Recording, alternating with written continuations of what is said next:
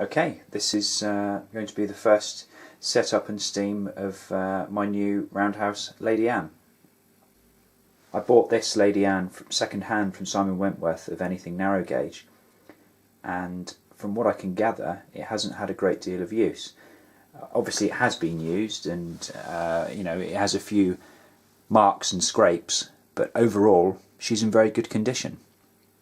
So I thought I'd do a sort of a setup tutorial to show you how to initially fire one of these style of locomotives.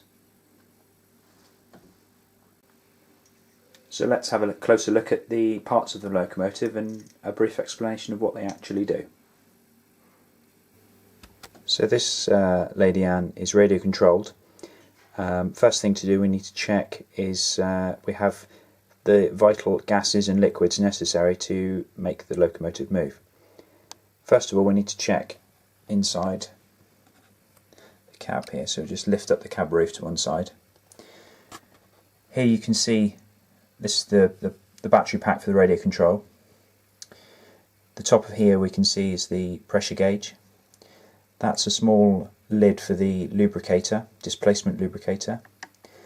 This little brass fitting here is the regulator valve, or the throttle.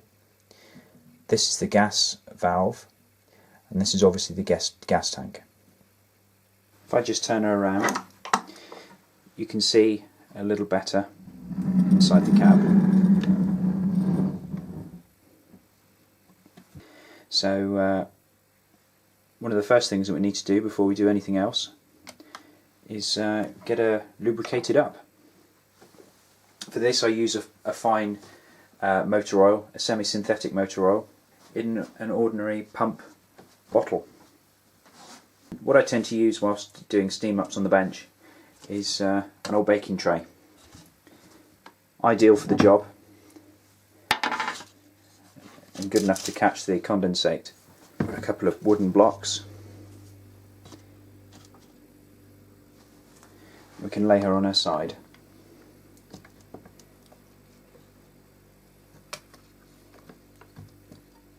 Like that. So if we look on the underside, this is the regulator servo for the radio control. Obviously this is the 3 axles, 6 wheels. You can see the coupling rods, eccentric joints, crank pins and various other bits and pieces, all of which we need to make sure they're well lubricated prior to a run. I'm just going to oil up the necessary crank pins, joints, bits and pieces that aren't easily accessible from the top. Generous drop of oil, doesn't hurt it. Just turn her over.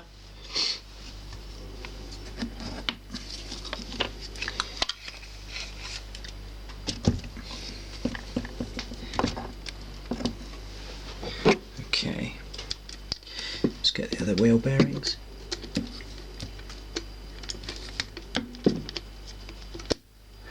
Like this, get the crank pins and joints there. Stop right there. And do either side.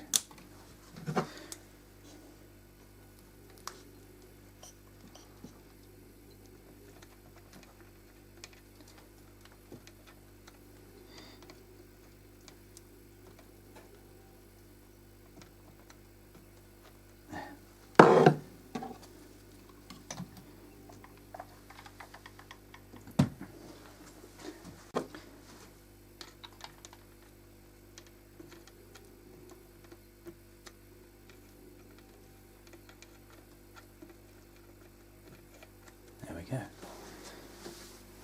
So next thing I'd like to do, if I just turn her around again, is to see if we've got any condensate in the tank from the last run.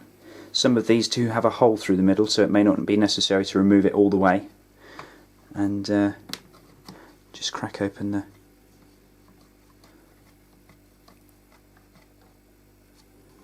There's a little drop of water there from the previous run. Okay, there we go. Let's pop the drain screw back in. That's all the water out. Obviously Simon tests every single locomotive before you take delivery of it. So what we need to do now is fill up the displacement lubricator with some steam oil. Okay, this is the 220 steam oil that Roundhouse supply. I've just decanted it into a small oil can just for convenience for travelling and going to shows and such. 220 grade is the grade that Roundhouse recommend. Just fill it to the top.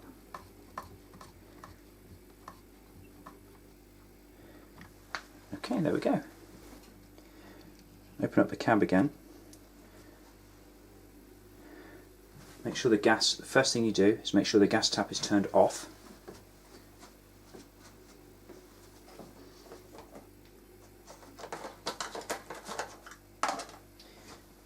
You basically need a small canister like this. Roundhouse do recommend to use butane only, basically for a consistent burn, but butane propane mix works well enough. Slightly warmer burn, and the gas does get affected by the heat, so therefore you have to be adjusting the gas regulator a little more often than you would with butane.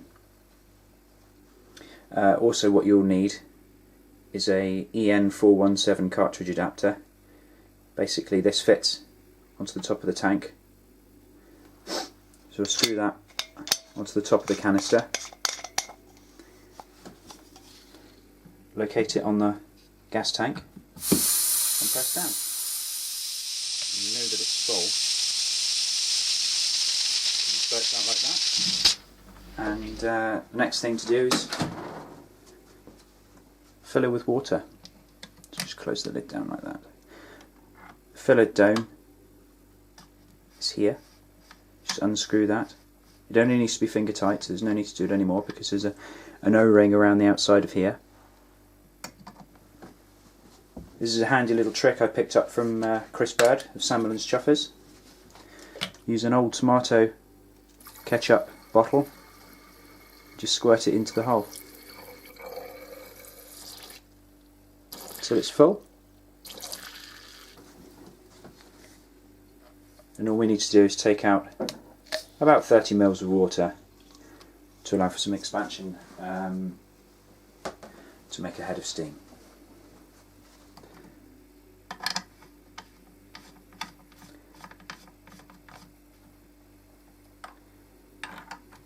There. The next thing to do is to light her up. Crack the gas open just a tad, like that.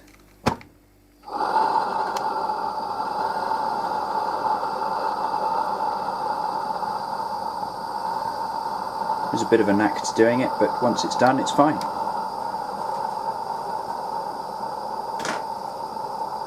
What we'll do now is leave her to get up some steam. Pressure gauge is getting up a nice bit of pressure now. The safety valve typically blows off about 40 psi, but for the purposes of actually running and using the locomotive, I tend to find that 30 psi is quite adequate. Then it's just a case of a fine balance between maintaining the pressure with your running with the amount of gas that is required without having the safety valve blowing off all the time. That will come in time. So as you can hear, the fire's got a bit of a roar going on, so I'll just adjust that right down there. Doesn't need to be any more than a... there. Very, very quiet. There's nothing more than I hate of seeing a nice little locomotive going around a garden railway with a roaring gas fire. Always switch on the transmitter first. I've got a full battery. There we go. Let's pop her into forward gear.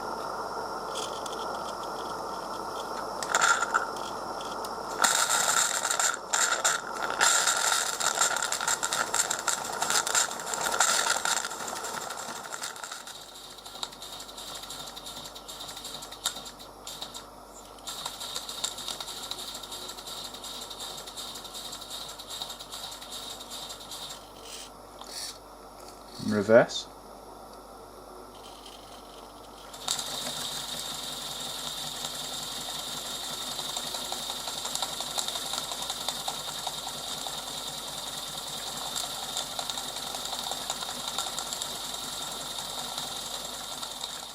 Right, so the next thing to do is to take her outside for a run.